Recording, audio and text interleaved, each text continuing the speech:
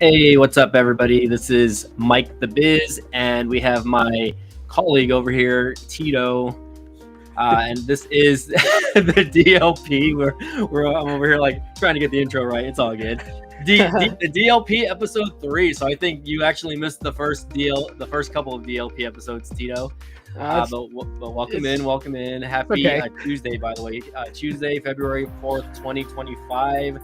We are going to be discussing Monday Night Raw review a little bit, and a little bit of the aftermath after the Royal Rumble. So again, if you guys are just joining in, appreciate it. Thanks again. Smash that like button, and let's get into it. So how's your Tuesday going so far, Mr. Tito?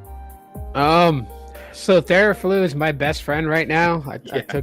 I bought like a 2-pack, the daytime and nighttime one, and so I'm operating on the daytime one. It's going good so far. I believe it. I am going to just share this out really quick on my regular YouTube channel.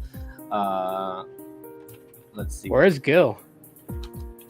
I have no clue. I haven't even messaged him. I think he's available, though, because he was texting me, so I might send him the invite link also, just for the heck of it. Bring him in here, because I felt bad for him the other night where he was like, we usually go for like 2 hours, and I'm like, oh, man, I got stuff to do, so I feel bad. Yeah, let me send him that link real quick. Hold on one second. Also, copy link. And I'll probably just send it to him on X over here. See if he even notices. He is a dad also, so he's definitely busy. Yeah, as well. That, and he gets infuriated with Restream. Well, I tell him, I'm like, why do you do it from your phone? Get on a computer. He's like, well, I have a laptop. He's like, but I just don't want to set it up. I'm like, well, that's on you, man. Like, if you want a nice, like, I don't know what to tell you. I even told him I would send him like a webcam and a microphone if he was like down for it, because sometimes the laptops have like shitty webcams. And I was like, I have like 3 webcams or a few of them that I don't even use. So yeah. We'll see what's up. I sent him the link, but let me copy paste it. I'll send it to him like on Messenger, because he's been sending me like a bunch of posts on Messenger as well. So let me get that going really quick, and then we'll go ahead and get started. But yeah, guys, post Royal Rumble, hopefully everyone enjoyed the Rumble. I definitely enjoyed the Rumble this year, opposed to last year. I think this year's was a lot better than last year. Of course, every year has moments, but in this case, I definitely enjoyed this one a lot better. The one I enjoyed the most was the one I went to in person, though, which was the 2023 Royal Rumble, obviously, for obvious reasons, right? Yeah. So let's go ahead and, man, the audio is pumping up real hard. Hold on, let me lower that background music again. That's a little bit. It's kind of in my ear a lot, that's why. Okay, guys, again, before we get started, also follow us on X. We do have an X page, which, I think I need to get Tito access to as well. Just for the heck of it, right? But, there's the information there as far as that goes. Hopefully everyone can follow us on X and on TikTok. I did make a TikTok post as well. So again, I don't know. TikTok, I think I have like 60 followers because I've been posting like a lot of the stuff that that was going on during the Royal Rumble. So I had a few posts that went a little bit viral. So that's the good part about that. So all right, guys. So let's go ahead and get into it. I did send Mill Hustles the link here, and let me go ahead and let's start off with Monday Night Raw, man. I mean, so again, we already talked about Rumble the other day, but the Monday Night Raw lead-in, man, obviously was pretty interesting, right? It did start off with Mr. Main Event Jey Uso, right? So, what are your thoughts on his like promo? After Royal Rumble, man, I thought it was a bit weak, if I could be 100% honest, man. I'll agree with you on that. So let me just kind of like FYI this for everybody, but like I said, I have the flu.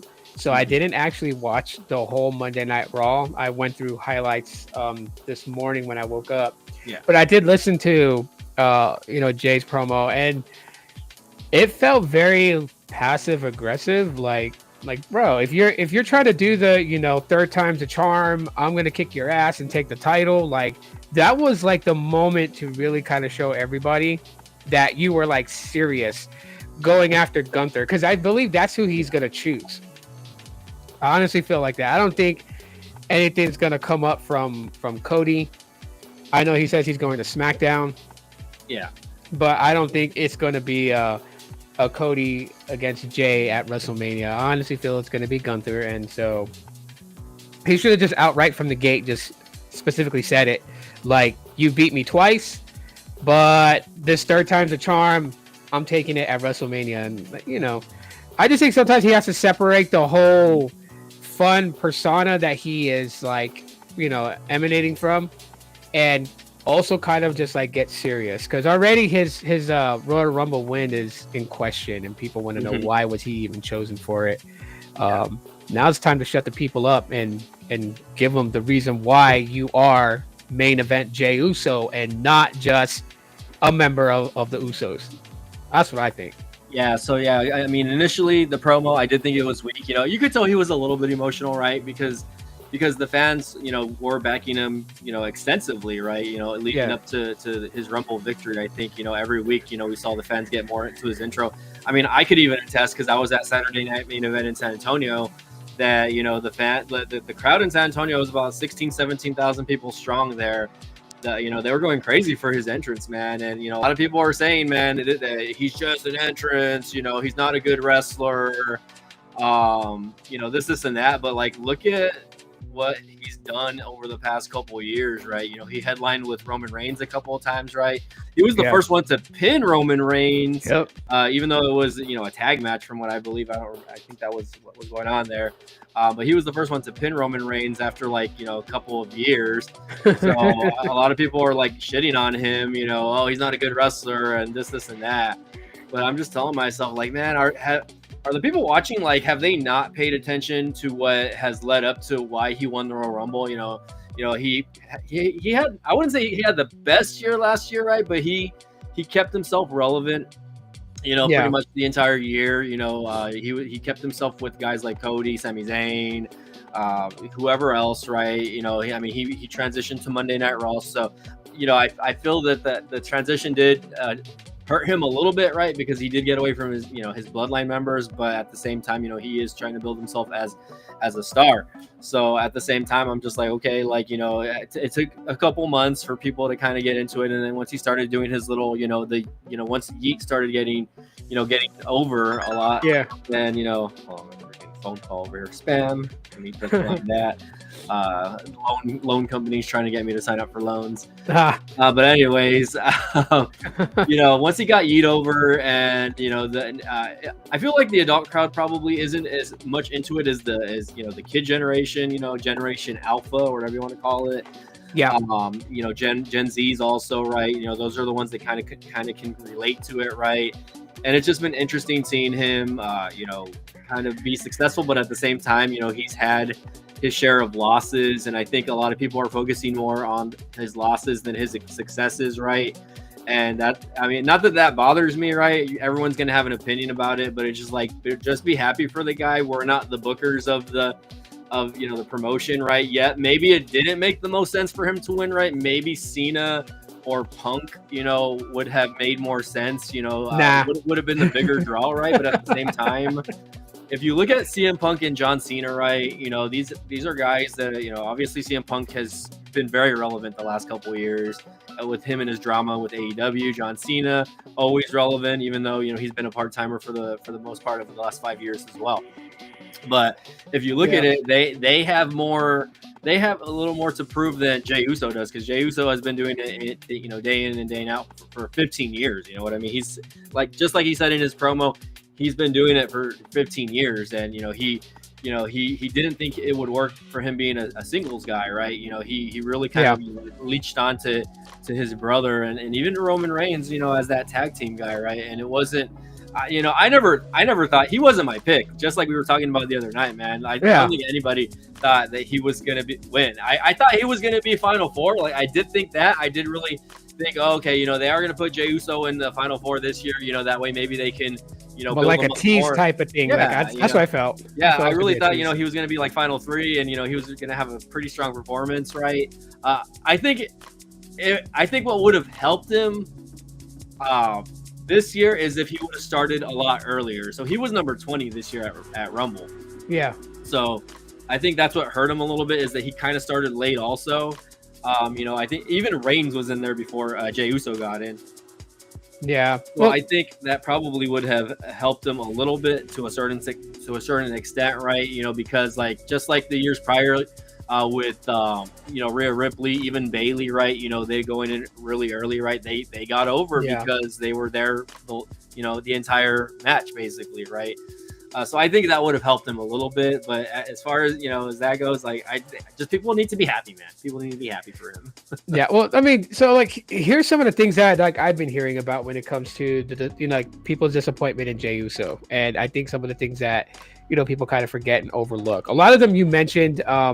You know, when you look at Jay's history as being a solo competitor, there's always this stigma around tag teams, right? And I think that's what people are finding it weird, because in this case with the Usos separating and becoming solo, you know, wrestlers, Jimmy is not like the Marty Jannetty of the group, right? That's the Marty Jannetty curse is what a lot of people expect out of tag teams that separate. One's gotta, you know, go over, the other one kind of mid-cards it, right? We've seen the same thing with the Hardys. Jeff went over a lot bigger than Matt, right? Matt was more of a mid-carder, maybe holding the ECW title, and that was pretty much like his major title run. Mostly it's been United States Championship and, you know, hardcore and tag team titles. So people are kind of looking at it at like which, well, I'm getting notifications. Which brother is, you know, the Shawn Michaels, and which brother is the Marty Jannetty? And it's not even that, because honestly, Jimmy and Jay stand good on their own. Yeah. Jimmy has his moments, Jay has his moments, but you can tell that Jay was kind of being groomed from the very beginning. His feud with Roman, challenging Roman for the title, you know, only submitting to Roman because Roman was going to hurt Jimmy. And so for his twin, he submitted to the Bloodline, and he had great runs in the Bloodline, great tag team matches, great matches against, you know, the New Day, you know, so seeing him step out solo is fine. The fact that people bring up his Intercontinental Championship loss and his short run as the IC champion, two things came out of that. One, we knew that Jay had to drop that belt. There was no way he was going to go into this OG Bloodline versus New Bloodline feud being the only belt holder when Roman was the focus of that, of trying to get back to Ulafala and being head of the table.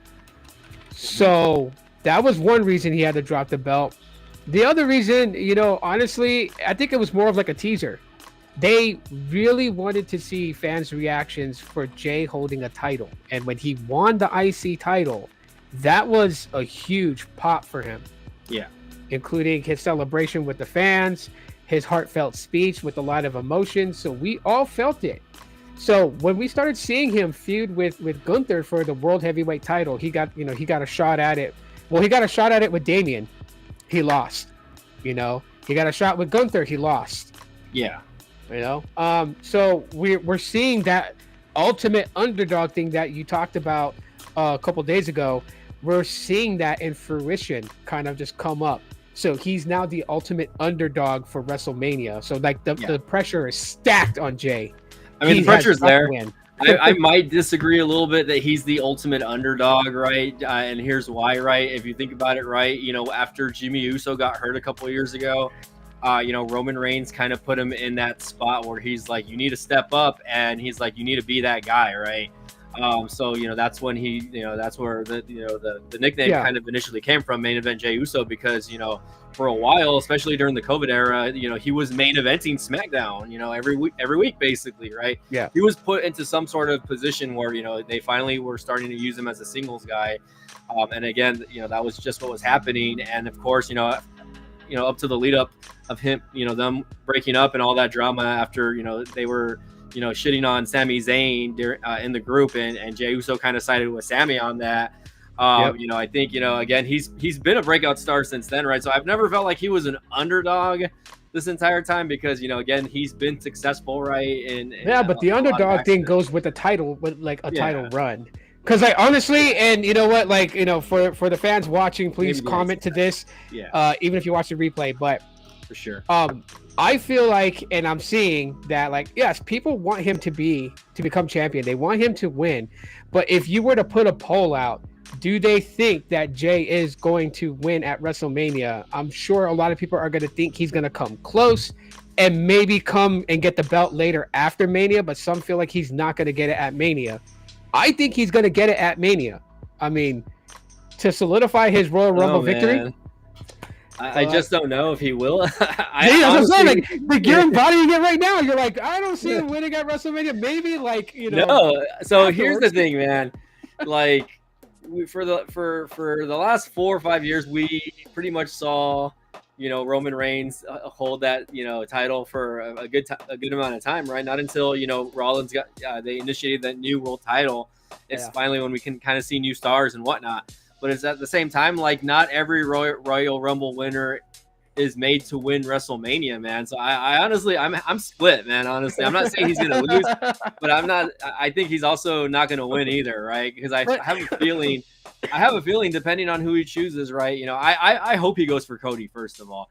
I really hope that he picks Cody. You want him to get the main title. Yeah, because there's really no point, because Gunther, I mean, yes, he has the history there, and Gunther is a very good heel.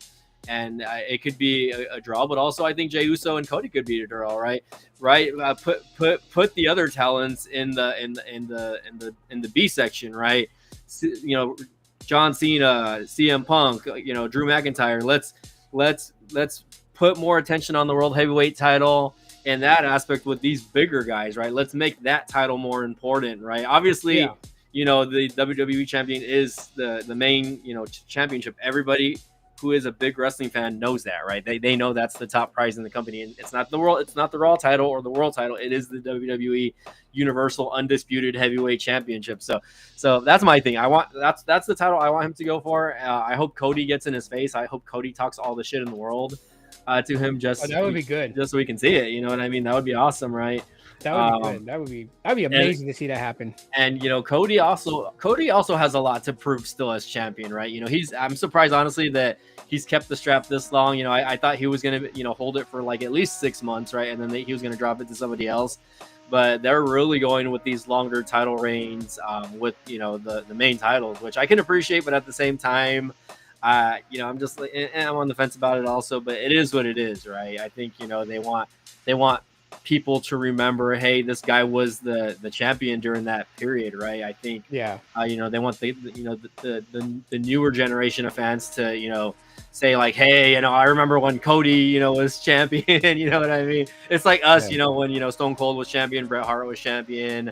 You know, even Mick Foley, even though Mick Foley didn't really hold the titles as long, you know, his title reigns were very important because at that time he was like the ultimate underdog as well, right? Mick Foley will always forever be in my top 5 memorable moments, and I have to thank WCW for making that happen, because they thought by leaking who won was going to like ruin Raw. No, everyone shifted to Raw to watch Mick Foley win the WWF title. So right, that was a big mess up on WCW's end, because that turned the tide too. Also on the Monday Night Wars, the ratings just changed from that point on. Oh yeah, definitely. I think that was the WCW screwed themselves over in that aspect. And it is what it is, man. Honestly, when it comes to that, that's the past. This newer generation will never know what you know, that the Monday Night Wars was. So yeah, they have to watch the YouTube documentaries on it. But back to Jay. Honestly, Jay's in a very good spot. Because either way you look at it, like how you just described how he should go for Cody and go for the main title of WWE. I mean, hands down, thinking about the match, thinking about the setup to that just sounds so good. There are just so many good things that can come from that, including the lead up and then WrestleMania. At the same time, you know, if he doesn't choose Cody and he chooses a world heavyweight title, that puts him in the underdog state, because people don't really look at Jay as someone that can beat Gunther, even though we know that Gunther can be beat by an underdog because he lost to Sami Zayn. Sami Zayn last year, yeah. So it would be like, if he chooses world heavyweight title, it's the underdog angle. If he chooses Cody Rhodes, it's the dominance angle.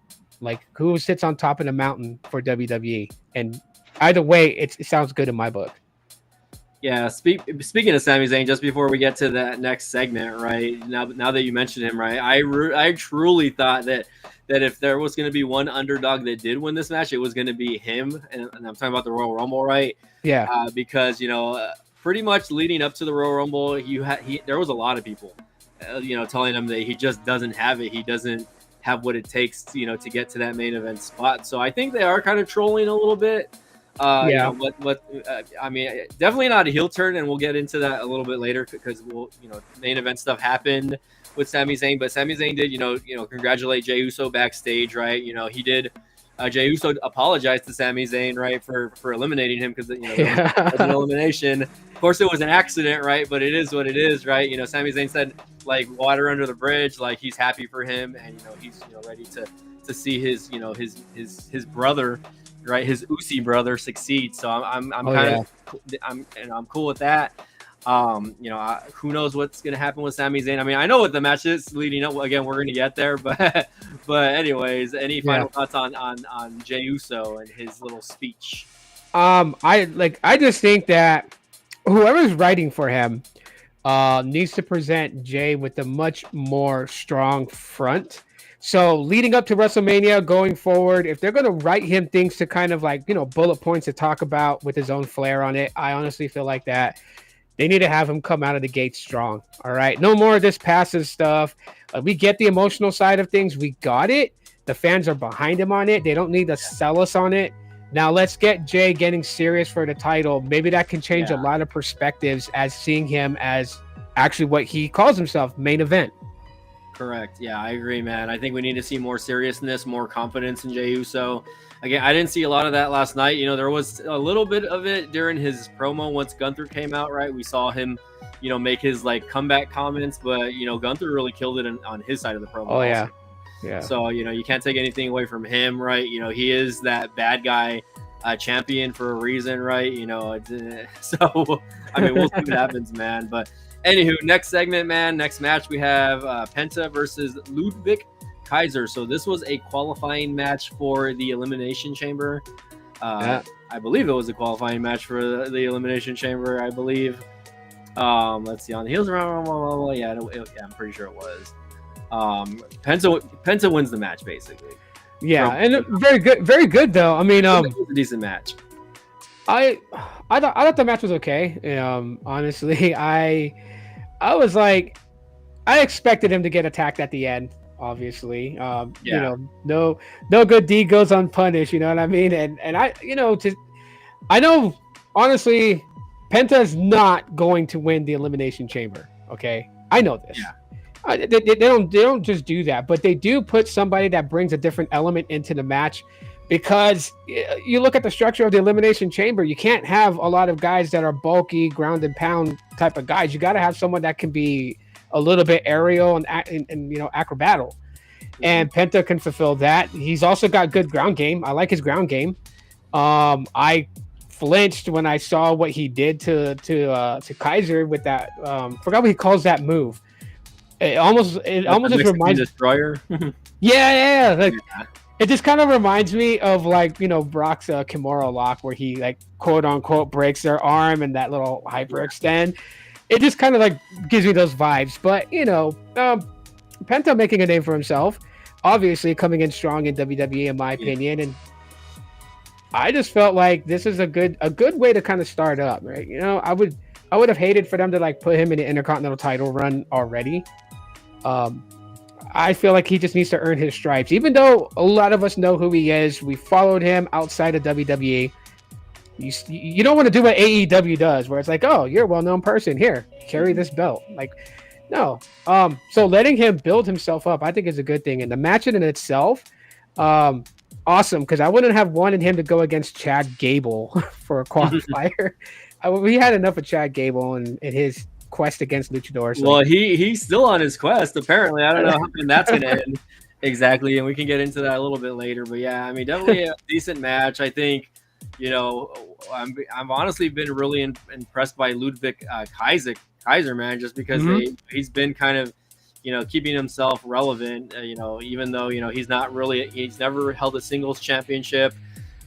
He's kind of getting a lot of heat with a lot of that mid card talent, right? Guys like Braun Breaker, guys like Penta, guys like Sheamus, right? He's kind of making himself visible to people, right? Because again, first of all, we already know he's visible because he's got Tippy time, right? If you know, right? Yeah. Anyways, he doesn't have a bad look, right? He's got a good build, right? Definitely not the biggest guy, but definitely not the smallest guy either, right? And he knows how to get under people's skin. He knows how to piss people off. To some degree, I feel like he's a better heel than Gunther. But yeah, I would say that. I really would. Yeah, we could save that for another show, but he's keeping himself relevant, and I really do think that he will get himself into that singles title championship run. Eventually, it's not a matter of if, it's just a matter of when, right? But obviously, Braun Breaker is the guy for that championship right now, and it's pretty crazy seeing that they really haven't done anything with the Intercontinental Championship. Put it on Kaiser. Yeah, so put it on Kaiser, put it on Penta. Shit, give it back to Rey Mysterio, right? Give it to him for like the 7th or 8th time. I think Mysterio is like a 6th or 7th time IC champion, right? Yeah. But anyways, I think it's interesting to see what's going to happen with that. We'll see where it goes. But yeah, Penta moves on to the Elimination Chamber. We'll see how that goes. He gets he gets beat down, but it is what it is. Next segment. We have the Queen, right? Ooh. And she returns. Her name is Charlotte Flair. What are your thoughts on her little speech? So honestly, did you get to see it? I saw it. I saw that. I saw when Rhea came out to it. Yeah. The exchange of words. It's when it comes to Charlotte Flair, it's like I know. Regardless of her promo and the things that she says, I know that one of her big goals, and whether you like her as a wrestler, as a superstar, or you don't, you cannot deny that she loves to bring the crowd 5-star matches. Yeah. It's not always about just winning the title for her, but it's how the match goes on. She loves to entertain and make sure that her matches are talked about, right? Yeah. From the submissions that she does to the finishers that she does to even the spots, even being in a Hell in a Cell match for a women's division, being in the freaking cage match for the women's division, being in the women's Royal Rumble, being in an Elimination Chamber, and whatever it may be. Charlotte always wants to bring the top out of it, besides also wanting to be on top and be the title holder. So when she said what she said, I was kind of wanting to see if they were going to hint on anything that's been going around that we just, at least myself, I just found out. I didn't know that she was divorced from Andrade. Yeah, that was kind of the news leading in yesterday morning with that. Apparently they've been divorced since last October or something like that. Yeah. Even prior to that they were separated. And I was like, surprising. I was telling myself, didn't they just get married a year or two ago? I was like, what happened? That long, so... I commend her for the secrecy on that. I mean, obviously Andrade just came back not too long ago either, so maybe there was some sort of issues while he was still in AEW, maybe, or again maybe there was some infidelity there. I didn't think about that. It could be that maybe it was him, maybe it was her, who knows, or again maybe they got married and they just said maybe we rushed into this, who knows? You know what I mean? Speaking of the marriage. To the ass clowns who have posted on social media, he did not marry Charlotte for a green card. Stop it with that statement. That is so stupid. Yeah, that's the dumbest shit. What the hell? He has a working visa here in the U.S. and I'm sure with the way the economy is right now, he wouldn't want to live here either way. You know what I mean? If he wasn't wrestling. With that. People come up with the craziest things, but here with or without the green card. So I will say this though, and when Rhea came out last night, and they exchanged barbs in the ring, the fact of what Rhea said really ignited me that I'm hoping that Charlotte chooses her. Mm-hmm. The fact that when she called Rhea a kid, and Rhea's response was just like, "Wow," telling Charlotte, just pick me so I can beat the respect into you. Whoa. Yeah, I mean, I like that. I like the seriousness that Rhea kind of gave her, right? I think the back and forth between them, right, was good. I mean, I know they have a good chemistry. They have already, main evented a couple times already, right? Yeah. WrestleMania, these two. So we know the rich history there. Charlotte obviously saying she's going to go to NXT tonight, so she'll be there tonight on the USA Network, and then she'll be on Friday Night SmackDown. Yeah, playing her Flair game. Right. So again, going back to that, we will see. I mean, who knows? Maybe she'll go with Tiffany, or maybe she'll be, enticed by Julia, right? Who is an upcoming star in this company. Yeah. I think if I had to choose, I would probably go Rhea and Charlotte, right? I feel like that's the safe route, but at the same time, who knows, right? I mean, I think it was a good idea to have her win. First of all, a lot of people are still upset about that. A lot of people are saying it's bad booking, right? But Charlotte, like you were saying earlier, she is a ring general, right? She gets it done in the ring. She knows how to pull off those high spots. You don't really see a lot of mistakes with her when it comes to her wrestling, right? I think people don't appreciate how good of a wrestler she really is, and that's because like wrestling wasn't really her first plan, right? Yeah, she came into it, as an homage to her brother passing away, right? Because that was his dream, and she excelled at it, right? Obviously, she's the daughter of Ric Flair. Athleticism was always there. She was, a volleyball player, gymnastics, whatever. So she was always in shape. She always had the athletic ability. I feel like people shit on her because she, they feel like, oh, she's been pushed because she's Flair's daughter, etc. like that. I feel like all the hardcore shills and all the hardcore marks, but man, she's put in the work. Like if you guys watched her in the early NXT days, right? Even her early WWE days. I mean, she's been successful, but I mean, like I said, she's been very polished in the ring from the beginning. It's not just in the ring, right? But she can talk on the mic. She can cut. Yeah. She knows how to get. She knows how to be a baby face, right? I mean, obviously, if you watch the promo, right, she was getting a lot of boos. And she was like, I don't give a shit. Like, I don't care. Like, I'm going to enjoy this. I love the people that cheer for me. I love the people that boo for me. She's being honest, right? And whoever she chooses, I think she is going to get that heel run turned back into her, I guess. I kind of hate that, right? I would love to see just like a straight, babyface Charlotte, but at the end of the day, a lot of people are always going to identify her as the heel. So we'll see, man. I mean, I don't know. I'm kind of pushing for Rhea, but I have a feeling she is going to pick like Tiffy time.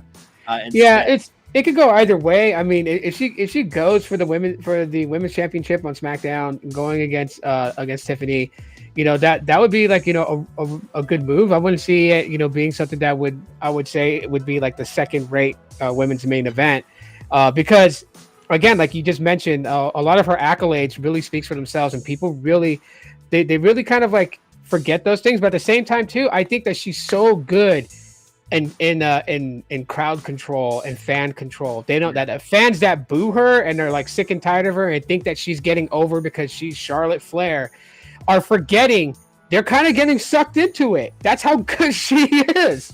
Whether she's heel or face, she's got the crowd no matter what. Because she's safe in the ring. When you have her in the ring, she's safe.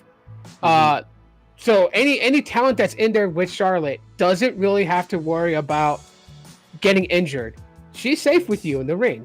I've seen that so many times. I've watched some of her old matches. Even when she gets under my skin, I still watch some of her matches because I think that she's very talented. And then I watch how she performs. And man, oh man, can she protect the people that she's in the ring with. She's good. So people hating on the fact that she won the Women's Rumble, there's no reason to. Rock with her as a heel. Push her into the heel persona and then rock with her on it. Let her piss you off and boo her more. Like the one thing I know that's happening at WrestleMania is that her match is going to be in that top like best match of the night for sure. I think so. I mean, I think her and Rhea's match a couple years ago at WrestleMania stole the show. Even though it wasn't in any of the main events, like I really thought that was one of the better single women's matches that I've seen in a really long time. And, Rhea has been in that spot since that match, right? That really kind of solidified her as the next, the big top star in the company. And then even then it's created a few new stars, right?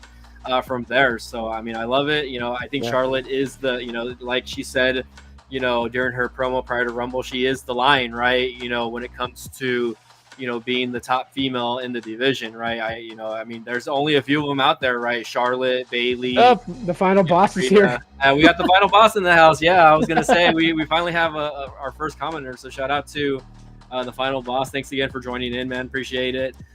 You know, definitely, I definitely was upset that the final boss did not make an appearance at the Rumble in any capacity. Yeah, and we did.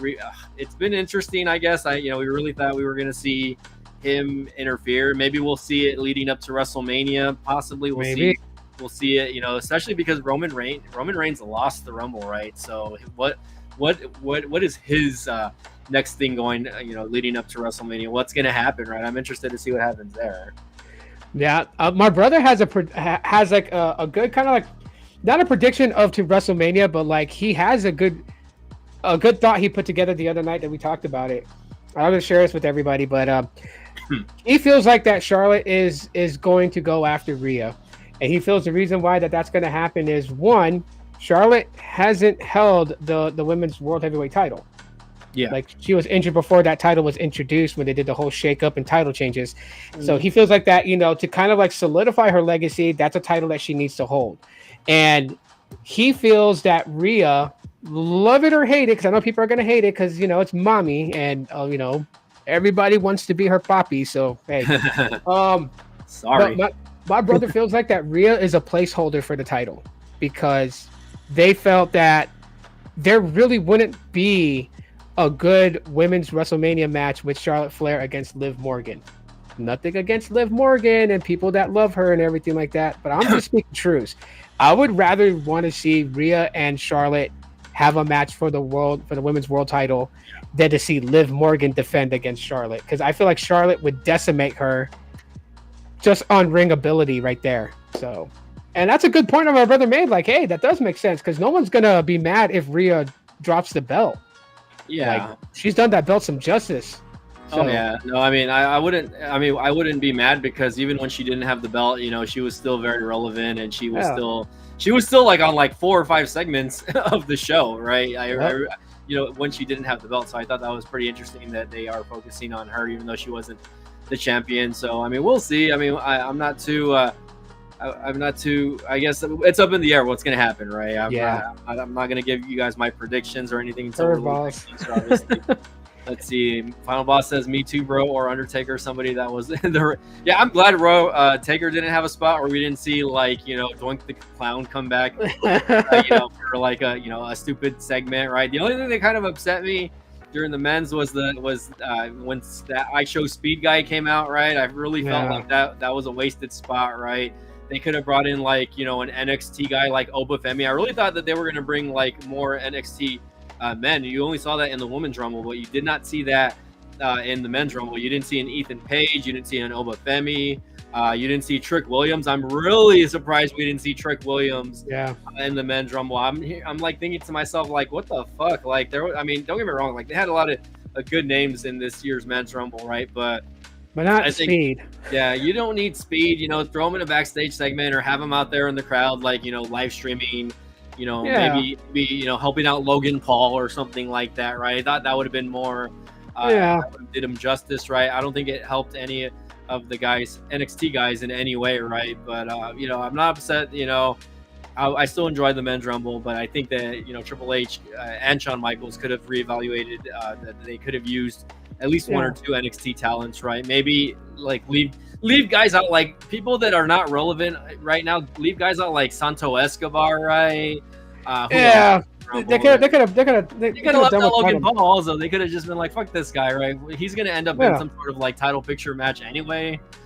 So I just really didn't need to. You know who I wanted in the men's rumble, honestly, since, you know, my guess came true and we got to see Joe Hendry come out. Yeah, I honestly wanted to see Nick Nemeth, Dolph Ziggler. That would have been so weird, right? That would have been like a very awkward moment. No, I think the crowd would have popped for Nick Nemeth, aka Dolph Ziggler. I don't think they're doing it though because, I mean, just because of the name, right? You know, in WWE he was Dolph Ziggler, right? So he is going by his actual name, Nick Nemeth, right? vice versa, right? You know, Ali could have been in the Rumble as well, right? Because he is now officially TNA branded wrestler, right? But I don't know, man. It's just like they had a lot of opportunities. Like they could have, you know, aside from Joe Hendry, yes, I did think that the Joe Hendry call was good though. I was a little upset though that he was not in there for more than like 3 minutes. I think he only had like 3 minute stint in that match, and that was it. He got eliminated very quickly, right? But it's, you know, obviously, you know, I believe. Did he come out before or after Roman Reigns? I think Roman Reigns was the one that eliminated him, if I'm not 100% sure on that. But he did get eliminated very quickly. So I was just like, it was Braun Breaker, yeah. So, you know, I feel like, you know, they didn't make him look stronger than they could have. I think that they should have, you know, he should have gotten at least like one elimination, right? But I mean, it is what it is. I think they would have done better with Bad Bunny. Yeah. He was very grateful for the opportunity, so it is what it is. So yeah. So okay, so again, Final Boss, thanks again for being interactive. Let us know what you're thinking. Let us know what you enjoyed about the Rumble or Monday Night Raw. We are going to move on to Rey Mysterio and Dragon Lee versus the New Day. So this is like the New Day's, like, I think it's their first tag team match since they turned heel. Yeah. I think Xavier has had like 1 or 2 singles matches. I'm sorry, Kofi, I think, had a singles match, right? And of course, they have a new theme song, right? So the pony, that little unicorn or whatever you want to call it, is now Evil Pony or Evil. Oh my god! I don't know if you paid attention to their intro, but like they kind of darkened the theme a little bit, the background, you know. So instead of like the bright colors, they turned it into dark colors, and like even like I said, that unicorn is now like an evil unicorn. So he's mad. That's all it is. It's just mad and anger. It's dumb, yeah. Man, it's dumb. Jeez, Logan Paul should have stayed the F out of this one. Honestly. Yeah, I didn't see, you know, the point. Really, the point of it. I guess it is kind of building the match for next week, right? But yeah, so again, it was a decent tag match. I don't even remember who won. Who the hell won this match? Let's see. New Day defeated LWO. So yes, again, there was interference with Logan Paul. I don't want to you know, show the video here, obviously due to copyrights, but you know, obviously there was some interference that led to Mysterio getting pinned by Kofi. Kofi did end up doing his little disaster kick, or not disaster kick. What does he call it? Troubles in Paradise. Oh yeah. But Michael Cole at the end was like, "Oh, they should rename it to Trouble in Hell instead." You know what I mean? Since he's now a heel, and I was like, "What the hell are they trying to, you know, go with that now?" But either way, like, you know, I thought it was a good way to get you know, Kofi and the New Day over a little bit, right? Keeping them a little relevant with their heel run. Hopefully this leads to them maybe potentially winning the tag team championships again, maybe at Mania, right? Getting them a little more relevant there. But at the end of the day, right, Rey Mysterio, I mean, we know he's going to lose against Logan Paul. I think Logan Paul is going to end up in the chamber next week, man. It's going to suck. Yeah. Right, he's going to be in the chamber. He's going to have... I mean, that's like... if people haven't figured it out, that's why WWE has Logan Paul. You know, they know how much heat he brings. Yeah, so cheap views is what I like to call him. Yeah, he's just used for that very reason, just to get the crowd to just boo.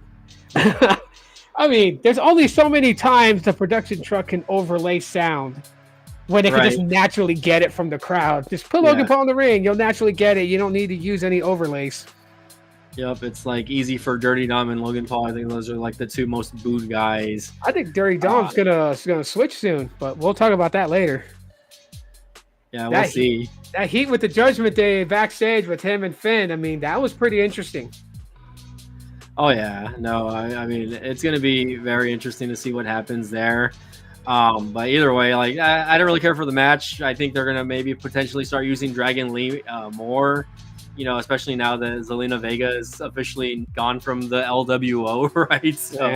So he might be one of those next guys that, you know, they try to focus on as far as like a singles guys. We'll see how that goes, though. See, Logan Paul's lucky that Zelina jumped to SmackDown. Had she not, she would have been out there in support for the LWO. But Logan would have got the chancla fast, bro. He's lucky she's not there. Right? Yeah, that's true. It would have been thrown in his face or in the back of his head, probably. Oh yeah, what is it with Latino moms, man? Because I've seen so many TikToks that make fun of the fact that, you know, your Latino mom can freaking get you with a chancla no matter where you run. But see, while that's a TikTok to make people laugh, I know that in real life, Latino moms can get you. They can boomerang that thing around the corner. Oh yeah. They can get you if you're like 50 yards away from them. They can get you spot on in the back of the head. It's like those TikToks, man. They don't even know the severity of the chancla. So when Zelina started busting that out, I was like, oh man, shit's about to get interesting. Yeah, it was funny. I mean, I don't think we've seen it recently, but she was. It's funny that they were using that for a little bit, kind of stereotyping the Hispanic/Latino cultures. So I mean, it is what it is, though. I mean, I think do it on SmackDown. I was gonna say probably we're gonna see them matched up with her and Andrade again, possibly her being his manager. I think that's where it might be going, but we'll see. Or again, possibly the return of her husband, Malachi, aka Aleister Black. Right, his contract did end in AEW, so he quietly left the company. He did his 3 years or however many years he was contracted for. And now he's a free agent, so I'm pretty positive WWE is going to pick him back up. Like, there's no way he goes to TNA. It would be interesting if he ended up in TNA. But I mean, it is what it is. But going on, they can borrow him from TNA like they've been doing. Like they have that new contract. Yeah, but again, that agreement is with TNA and NXT, not the main roster, minus the WWE the Rumble appearances. But again, things can change, things can happen. We'll see what's up. But anyways, guys, next match, again, another Elimination Chamber qualifying match. You have Liv Morgan versus Io Sky. Man, I feel bad for Io. And yeah, so just to predicate that, Io did get attacked backstage from Liv and Raquel, and even Mommy got a little bit of that backstage brawl back there. But so she was already a little bit banged up going into the match. Not a bad match, so to speak, right? But again, the interference still happening during the main match led to Liv Morgan, getting the victory, because I believe something happened with Mommy. I don't know if you saw the replay on that. Yeah, I did. Also, initially, what happened, man, and like I said, I feel bad for Io, and I don't blame her frustrations, because she did show frustration and animosity to Rhea after the fact. Mm-hmm. But apparently, Raquel tries to run interference. Rhea, tried to help Io by attacking Raquel. I guess from the point from where Rhea was standing close to the ring, Liv grabbed her from the back of the head. And when she grabbed Rhea from the back of the head, Rhea struck Liv in the face, and the referee saw it. Disqualification. Io's disqualified. Yeah. And it's like, man, so there's certain times where you've seen referees, seen other people interfere, and they'll call for disqualification, and then there's times where they don't. Mm-hmm. Usually when they do call for an absolute disqualification is when it's that was the intention of the person who ran in, was to attack one of the people in the match. Rhea's back was turned to Liv. All she was doing was trying to break Liv's grip on her hair, and the referee still called that a disqualification. Damn. Come on. Yeah, they call disqualifications for the dumbest crap in WWE, man. I don't know, but it's opposite in AEW, where you see so much shit happen, and you're like, "Where's the disqualification, ref?" You know what I mean?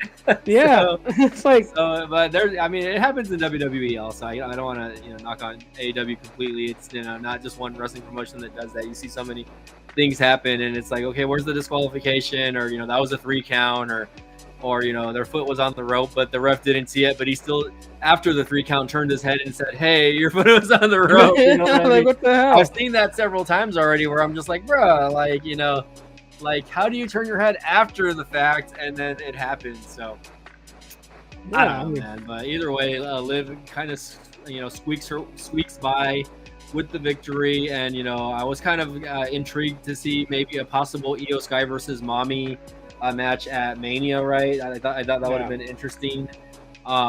Because that you can tell the interactions that they've been having, that there's a mutual respect there.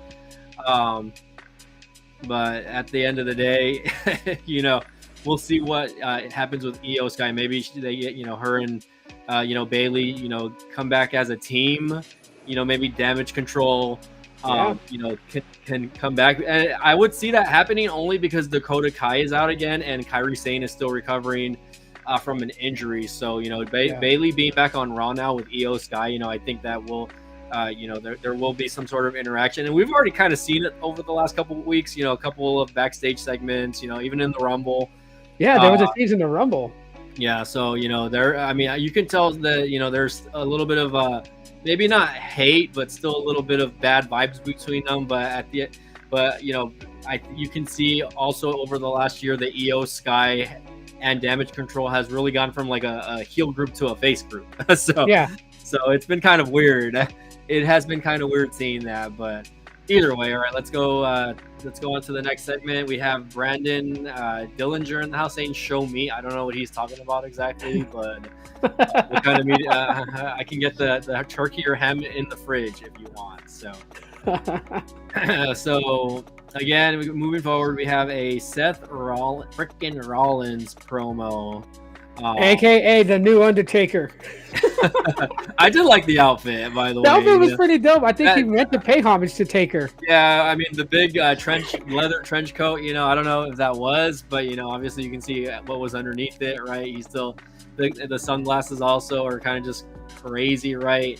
But, you know, his promo going in, you know, kind of still shit talking on Roman Reigns and CM Punk, right? I feel like he can't get over these guys. Like, I feel like this is what's going to be holding Rollins back going forward, because like if you watch, you know, Punk's promo, you know, even prior to their matchup, right, he's like, you're not even in my like line of vision, right? You know, I'm not even like thinking about you. Like, he's like, if you don't have gold, he's like, you're an afterthought to me, right? You know, of course that led up to their match. And, you know, Punk won that match. And even, you know, obviously you can tell that Rollins is still kind of salty from it, right? Oh, yeah. You know, he was talking a lot of crap, you know, about Punk and, again, Roman Reigns. And then, of course, you know, going after that, you know, he asked Sami Zayn to come down to the ring, right? Because he wants Sami Zayn to beat Punk so that Punk can't have a WrestleMania moment, basically, right? And he's like, I want you and me to be in the chamber and this and that, right? But I don't know, man. Like, I don't know exactly where this is going, man. I don't know. What are your thoughts on that promo, man? It was interesting, though. It's one of those things where it's like, I don't really care for the feud. Like, it was interesting at the beginning to see how Rollins and Punk would work out, knowing that there is personal history between them two. The fact that they had their match, you know, on the Monday Night Raw, the fact that they finally, you know, got in the ring, went one-on-one, Punk went over. You know, it's like pick your battles. You know, if you want the title back, then start getting victories that count as reasons why you should be champion. Honestly, I feel like that having Seth and Roman go at it at WrestleMania would probably be the thing that I would want to see. And that's for them to put that past animosity crap behind them. Like, you know, we had Roman, dominant champion, bloodline, top of the game.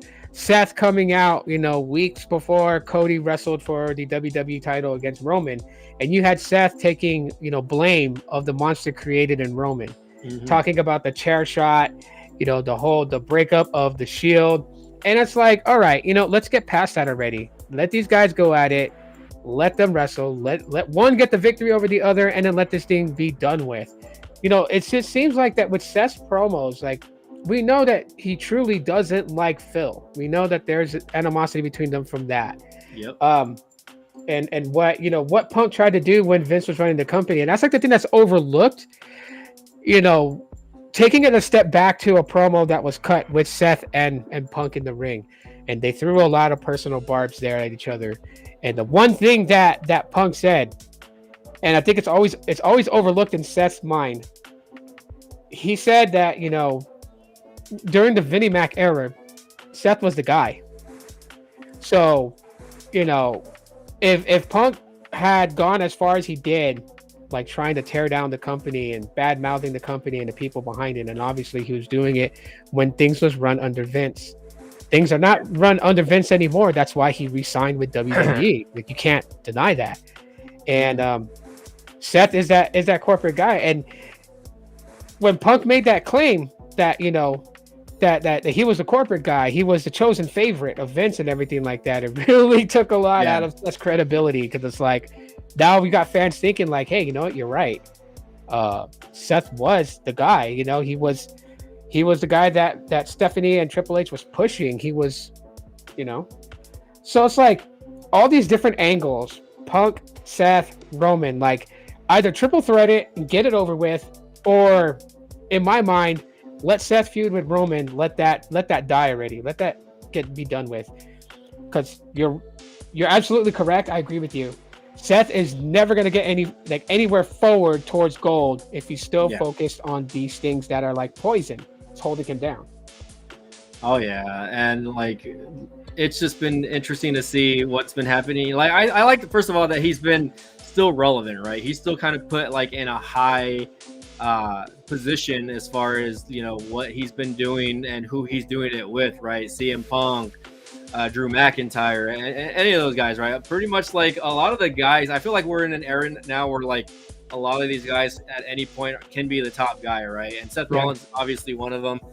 The whole feud with Roman Reigns in the past, I get that as well, but I don't know, man. Like you said, he just can't get over it, and it's not gonna help him if he can't get over the past. And now you're seeing it more in his promos where it's like, he just keeps kind of repeating himself, like, oh, I don't want CM Punk in the Rumble, I don't want him to headline WrestleMania and this and that, right? And same thing for Roman Reigns. Like, I'm glad that they both didn't win. Well, it looks like we got amongst gangsters in the house. I don't know who this is. Yeah, he's I guess he's right about that, but even then, like, yes, Vince had no creative control, and it was already known that the sell of WWE was going to TKO. I don't feel like CM Punk would have re-signed with WWE if Vince was going to maintain ownership or absolutely be a part of creative, So that's why I say in that context, Vince was out. Even though the company wasn't officially like completely in the hands of TKO, Vince was on the way out. That's the only reason why that Phil signed. And he even said it in promos. It was a perfect time for him to come back because somebody's not in charge anymore. He made that clear. So and plus there was already talks of him actually, I think, coming back when he was doing like the WWE Fox like little show that they were doing, the backstage show or whatever. And he said it in several interviews that he's like, if there was a time where he could have come back, it was that time, right? That he was open to negotiations. Just that AEW, the lockdown happened, AEW and Tony Khan's fat wallet got to him first, obviously. Yeah. And all those promos that he did in AEW, and we're talking about Punk here, bashing on WWE, he had every right to, right? Especially, concerning his experience with the previous regime, right? Or, just knocking on the company. Of course, he's working for a different company. So wouldn't you shit on another company if you were, cutting a promo and trying to get over like with the crowd, right? I mean, it's the same thing that he does now. He shits on AEW, but I mean, if he was still in AEW, I'm pretty positive he would still be shitting on WWE, and I have nothing against that, right? I don't have anything against that. It's his narrative, and it, anyone can say it, right? Ricochet can go and say, oh, WWE sucks, but you haven't heard him say it, right? Or guys like Swerve, right? None of those guys, or even John Moxley. John Moxley doesn't even shoot on WWE like CM Punk did, but it was getting out there with guys like MJF, where they were just talking all this mad shit. So it's just like, okay, whatever. So very interesting stuff. But he didn't always shit on WWE, because even his great promo with MJF, I mean, he shouted out guys. Yeah, he shouted out a lot of guys that he respected. Guys like Miz and Cena. You're right about that.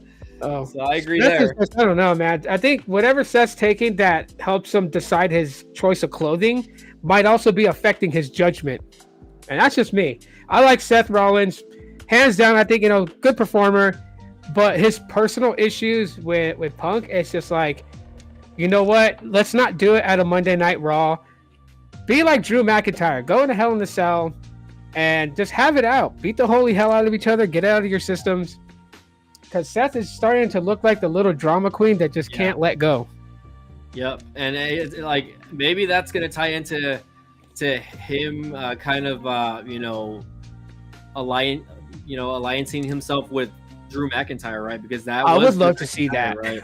I mean, and we, there's been kind of little hints here and there, right? Same thing with like Kevin Owens, right? Because they they hate the original bloodline. Like they honestly hate. And okay, let's move on now, right? So Sami Zayn versus we had Sami Zayn versus I'm like freaking blanking out here. CM Punk, Sami.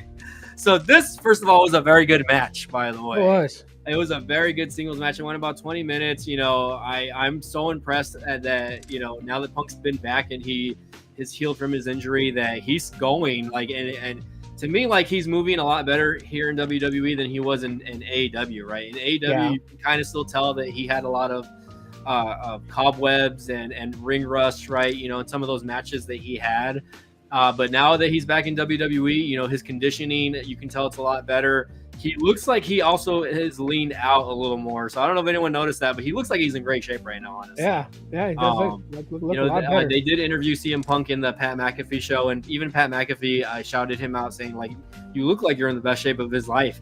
And then when McAfee asked CM Punk, how do you feel? He's like, do you feel like you're in the best shape of your life? He's like, no. He's like, I think probably his peak when he was like in his late 20s, like 26, 27, right? Yeah. But even then, he's still doing a lot to stay in shape, etc. like that. So first of all, great match. Sami Zayn. I hope they do something with Sami Zayn. Obviously, I mean they are, again, because we're getting into that. But great match. CM Punk does get the victory. But did anyone notice? And I haven't mentioned this, but did anyone notice all of the glitching during the show? It started off backstage. I don't know if it was something that you saw on the replays.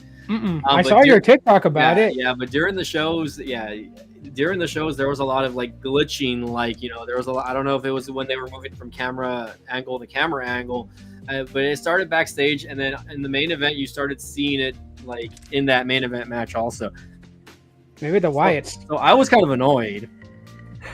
I don't think so, because the Wyatts again are on SmackDown now. So I'm just messing around with that. I'm just like, it could be the Wyatts, but we're not going to talk about the Wyatts. I'll talk about Alexa Bliss, but I will not talk about the Wyatts. Okay.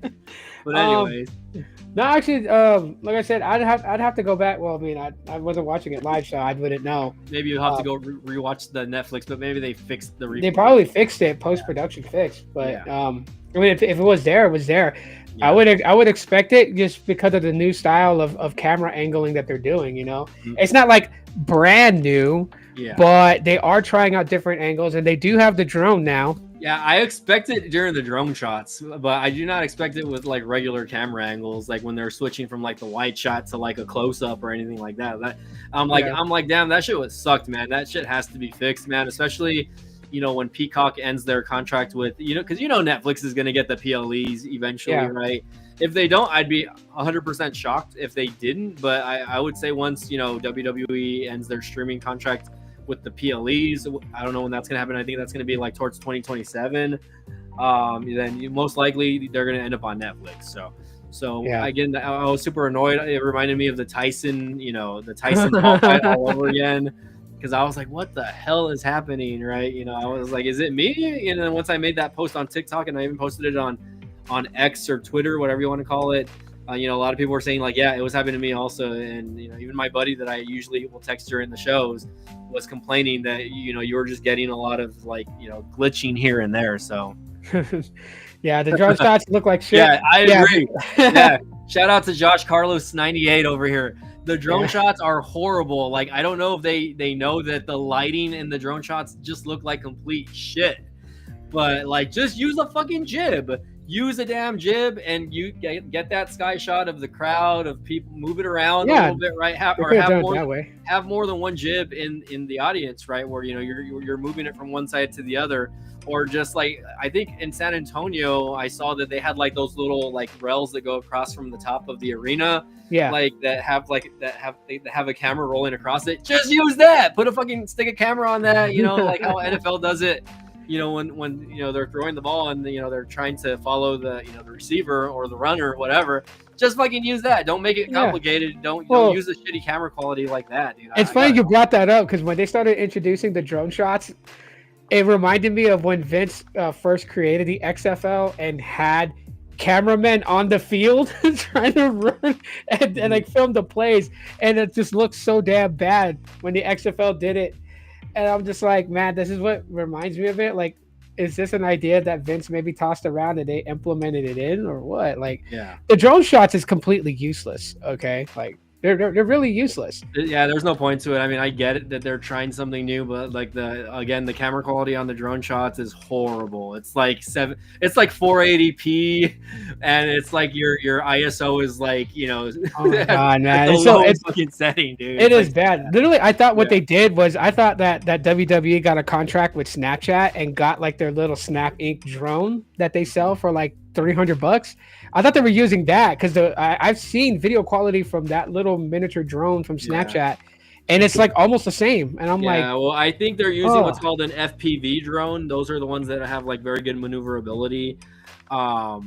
Which is funny because when I was at the San Antonio show, when we were waiting in line outside, you know how like they do those sky shots of the arena. I saw Yeah. the drone. I saw a drone in the sky, like I guess getting footage of the outside, man. Which is funny because like when they started the show and they showed like the outside arena shots, like it was already dark in San Antonio at the time, so they were using like a lot of those shots are all pre-recorded, man. Like the shots that they have of people entering the arena, all pre-recorded, man. So none of that shit is live. Like they just pre-record everything and then they just air it at the beginning of the show. So if you're curious about that, and if you're curious about the fireworks going off outside the arena also after big events, that shit is fake also. Maybe the Saudi Arabia fireworks are real, but the ones like I remember when they had the San Antonio Royal Rumble, the fireworks, you know, they showed them in the like on TV, but I'm like, I don't remember no fucking fireworks, you know, like outside the arena. So I thought that was hilarious, though. yeah. But on back to it. I mean, I was kind of pulling for Sammy. Yeah. Like I mean, I get CM Punk's his ambitions and what he wants. He wants to main event WrestleMania. Yeah. Hey, that's fine. That's great. But Punk has had his time. So, like, to me, it wouldn't be disappointing or detrimental to CM Punk to never main event WrestleMania. There's just things that we don't get to have, right? Like, if it was in a way where, okay, we're going to cater to CM Punk, he's going to get his main event at WrestleMania, then why couldn't we have Undertaker and Sting several years ago? I mean, I don't want to see them wrestle now. I wouldn't want to have seen them wrestle 5 years ago. But 10 years ago, maybe, yeah. Like when they were cutting that whole, February 21st, 11. I mean, around then would have even been fine. But you know what? It's not in the cards. We're never gonna get that, and it's okay.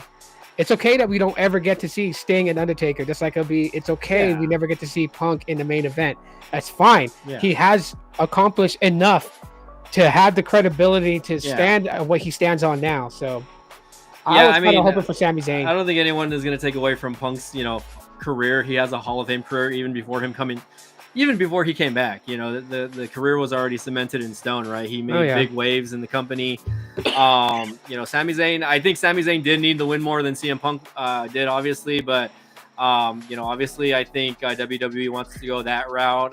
Maybe have some of these guys struggle a little bit leading up to WrestleMania because Punk has been very verbal that he wants that main event spot. And again, guys, he has not called in that favor yet, right? He does have a favor from Paul Heyman that he can call in at any time. So whether that favor be him, getting injected into one of those main event matches and maybe possibly turning it into a triple threat match at Mania, I wouldn't mind seeing, a triple threat match at Mania. I think that's something that I've always enjoyed, especially at some of these bigger Mania events, right?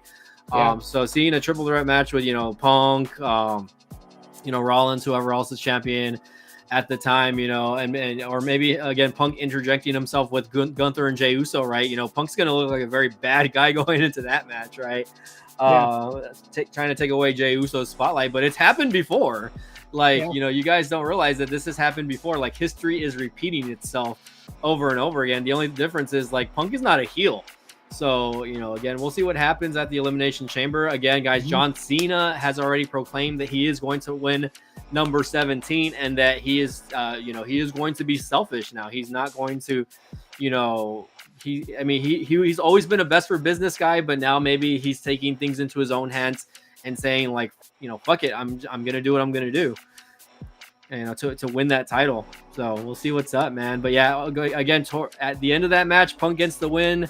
KO. Kevin Owens jumps in the ring and knocks Punk out. He pushes Sami Zayn into Punk, knocking Punk out of the ring.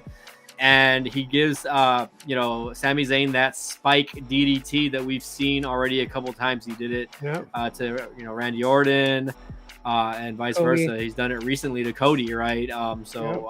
He's back. I really expected Kevin Owens to be out longer. I did not expect them to bring him back so quickly, from that nasty match that him and Cody Rhodes had. I really thought he was going to be out a couple of weeks at least, right? Build the story there, but yeah, now we have that match for WrestleMania locked in, right? We already know that's going to be. Do you think it's Mania or do you think Josh is on this one with Sami and KO at Elimination Chamber? I don't think it's going to be at Elimination Chamber unless Sami and Kevin Owens somehow get in. But I think they're going to save that match for Mania. Maybe they might have match one, but maybe it doesn't finish there, right? Maybe that first match is just a regular match, and like Sami maybe gets the win over KO, and KO just keeps beating on Sami until they set up a match at Mania. Who knows, right? Oh, I got an answer for this question. Seth versus Punk versus Roman. What are they fighting for? Ego. Exactly. Yeah, like I this is something that me and my buddy were talking about. I was like, man, like, where does it go for guys like these guys, right? Ego. Like it's pointless. It's kicking a dead horse with a steel toe. Nothing happens. Either one. It's, let's say Seth wins. Okay, now what? That's the next result. Is now what? And let's say Punk wins. Now what? Now I could see if it's like, okay, like a number one contender match, right? Maybe it's like, okay, we're going to put you guys in this match, right? And whoever wins this match, they're going to get to interject themselves in like one of the main event matches at Mania. I mean, if there was a point to that, like that, if it was just three, just a triple threat match. But again, you guys are leaving out Drew McIntyre, man. Why are people sleeping on Drew McIntyre? Like, if he's not gonna fucking interject himself in any of this? Because I honestly, at this point, I don't want Drew involved in this. Not to say like I want him to do a change or anything like that. I would like to see Drew kind of like silently dip away and manipulate from behind the scenes, pulling KO and Seth, creating that faction you were talking about earlier. Yeah. That would be cool, because if you take Drew out of the picture for a little while, people tend to forget, especially when you got big spots going on, like Josh saying Orton and KO at Mania. Hey, that's great. That's good. But how cool would it be for Drew to actually pull those two on his side completely as a faction? And then what? Then what do you get out of it? I mean, there's more things. There's more stories into 2025 that you can get after Mania if they were to pull that. So I kind of want Drew to fade away for a moment.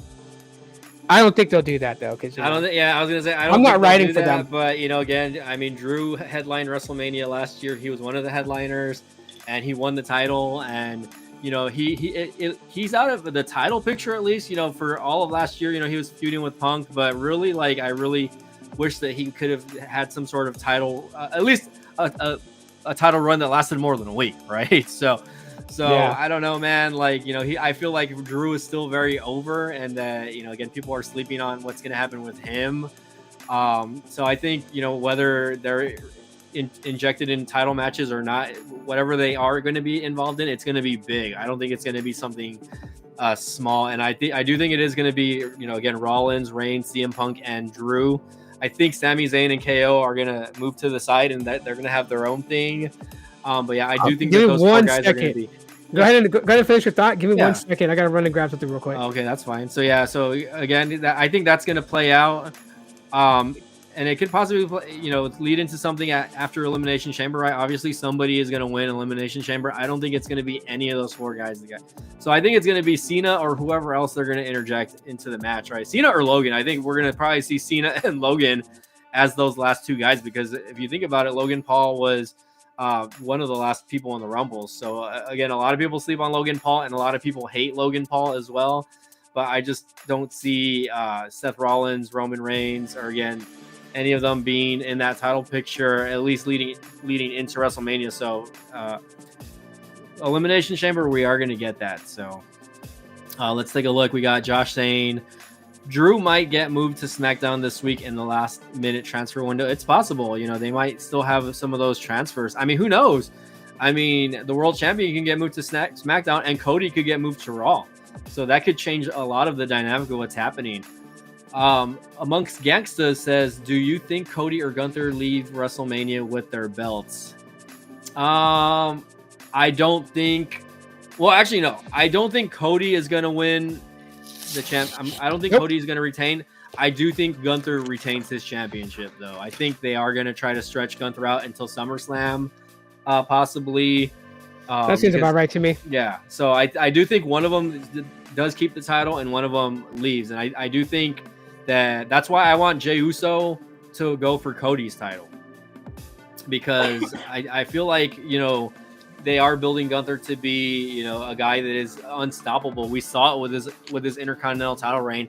Am I saying he's going to be the next Roman Reigns? No, but I mean, I do think that, you know, he is going to be that guy that, you know, he's always going to be involved in that title picture, just like Charlotte Flair is involved with, you know, the women's title. So, are you back, Tito? Yep, I am back. Yeah. I had to run and get the mail real quick. Welcome back. Yeah, oh yeah, man. I'm losing my voice here. Also, I could use a water, but I'm gonna hold out until we finish the stream here.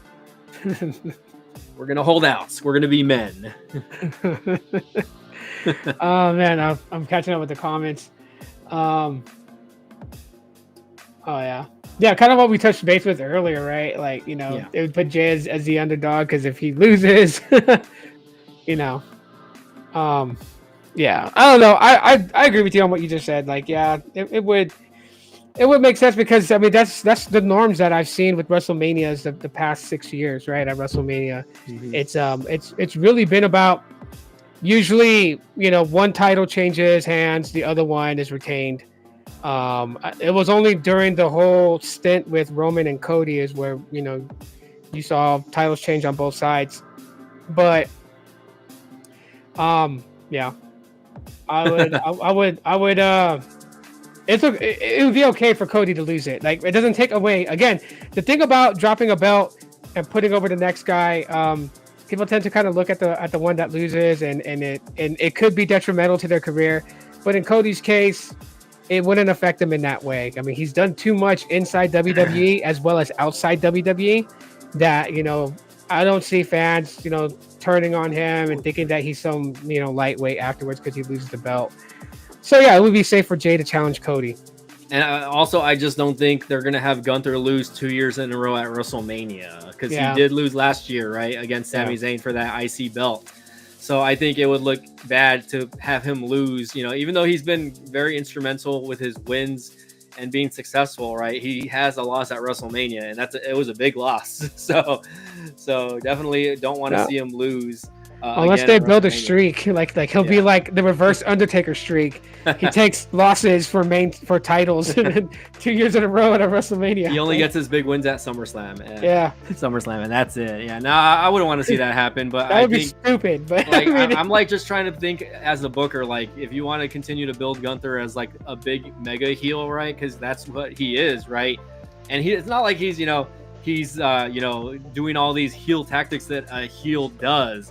Normally in matches, the guy wins clean. You know, he cuts you down on his promos, right? Not a lot of guys can't or have done that, right?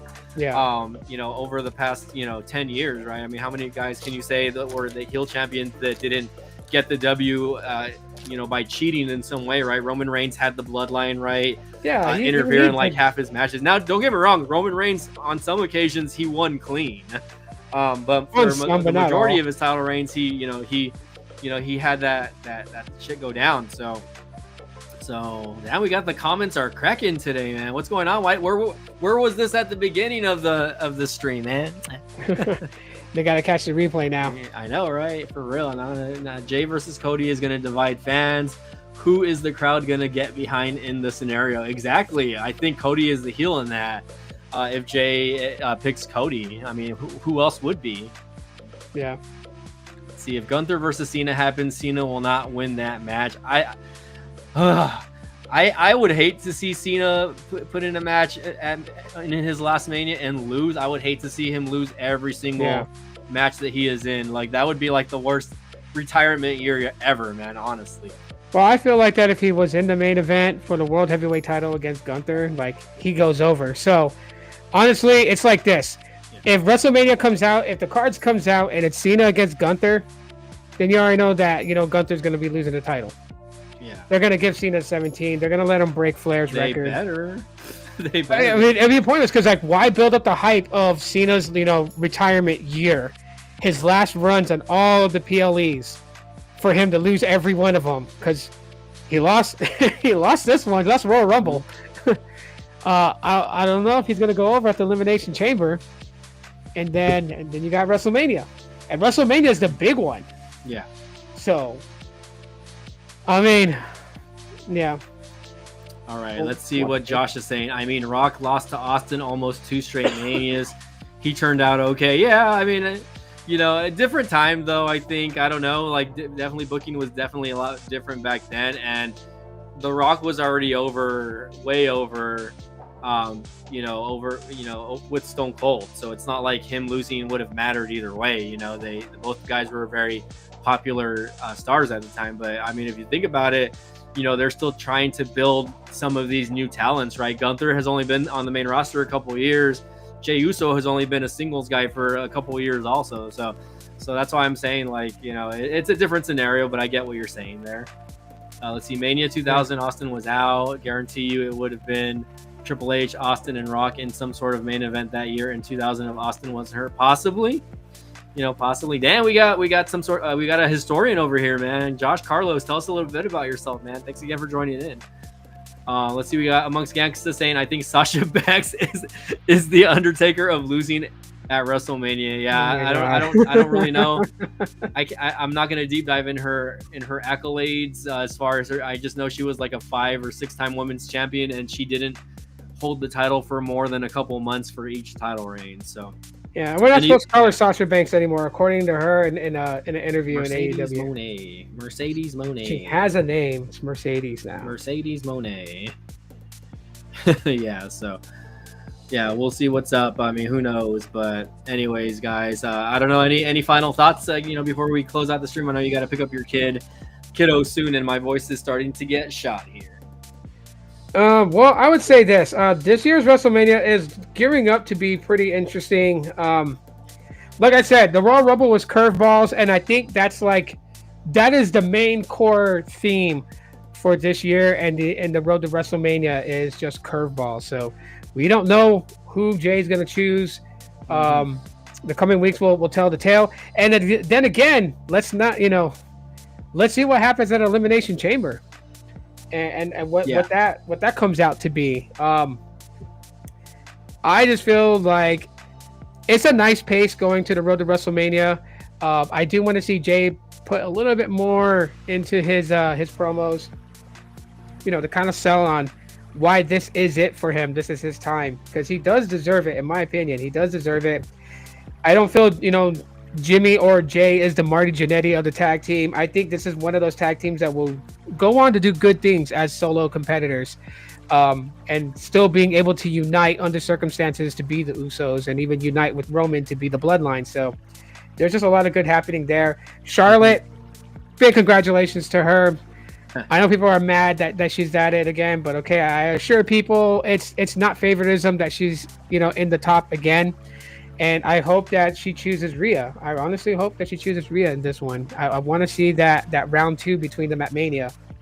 Yeah, I mean, I don't think it'll. I mean, I think that is going to be the big money match for the female division, is Charlotte versus Rhea, especially because it is somewhat of a rematch. So I would be excited to see it. So I mean, like you said, let's see what happens. Once the Elimination Chamber happens, I'm excited. Again, we'll have to see what happens on Raw and SmackDown over the next couple of weeks. We might see another men's qualifier on SmackDown this week. They didn't announce anything really for SmackDown, but they announced stuff that's happening on Raw next week. So I'm interested to see what happens there. Oh yeah, also AJ Styles is now on Raw. He got drafted to Monday Night Raw. I forgot to mention that he was one of those late transfer window trades. So who knows? AJ Styles can interject himself in at any time. or maybe he elevates the mid card a little bit. So we'll see how that goes. Give him the Intercontinental title. Have him go against Braun Breaker. That'll be interesting. Right, that would be a good match also. So we'll see what happens there. But Amongst Gangsters is just killing the chat right now, saying MJF is going to invade WrestleMania. The Rock is a megastar, and they had much better bookers around that time. Holding a world championship now is almost a deterrent, which I don't disagree with. I think Gunther and Cody are the perfect champions because I don't want them to lose their belts anytime soon. Okay, interesting. I can't wait to see what Gunther does when he turns face. Yeah, that'll be interesting. AJ Styles versus Breaker is my guess happening soon. Possibly, I think, yeah, that. And Goldberg is looming. I don't know, man. A lot of people keep mentioning Goldberg after that Saudi thing that happened. Or was it Saudi, or it was when they were in Atlanta? I think they were, or somewhere. I don't know exactly where. I think they had a Texas show, and I think Goldberg lives in Texas now. They obviously Gunther has kind of thrown some shade towards Goldberg. It's not a match I care to see, but I just hope it's not for the championship and that Goldberg randomly wins the championship for like a week or two, and then he's just a transitional champion. Yeah, but all right, guys. Well, again, I appreciate y'all being here today, and thanks again, Josh. I don't know if you're new to the channel, but if you're not already subscribed, please subscribe to the channel, man, and share if you guys like wrestling content. Again, we're gonna try to put out at least one video a week. Whether Tito or Mill Hustles are busy. Again, I know everyone has a different schedule, so definitely we'll be in communication with you to see when you are free for the next one, though. Yep, I'll definitely let you know Thursday, more than likely. Rest up, man. Feel better. I can hear it in your voice also, man. So rest. Yeah, I'm gonna rest now, actually. Yeah, no, take a little mini nap. All right, guys. So again, guys, thanks again for watching the DLP episode number 3. We'll see you guys next time. Appreciate it. Y'all have a good one. Okay. All right, peace, everyone.